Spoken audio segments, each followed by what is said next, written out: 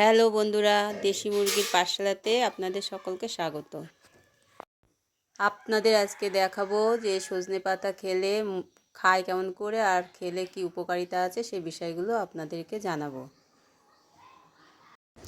মুরগিকে সজনে পাতা খাওয়ালে মুরগির অনেক প্রোটিন হয় এবং মুরগির ডিমগুলো পরিমাণে অনেক বেশি বেশি করে পারে এবং ডিমগুলো অনেকটাই বড় হয়, ডিমের সাইজগুলো।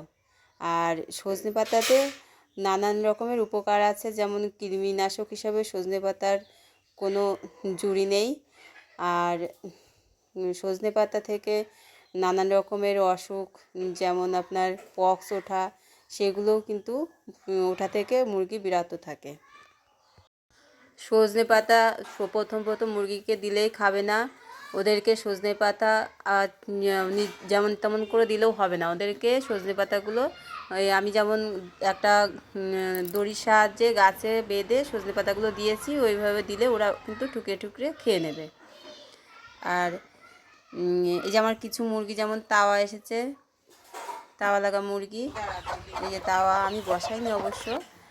আর এই যে আমি যে খাবার দিই রেশনের চাল, এটা এই যে গমটা আমি বছরে কিনে রাখি।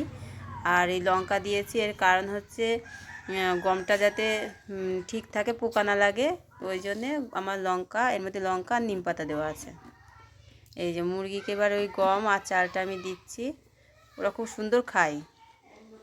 আর গমটা খেলে এদের অনেক পুষ্টি হয়, আর ডিমগুলোও খুব ভালো দেয় এরা, এই গমটা খেলে এরা সুন্দর খায় এগুলো।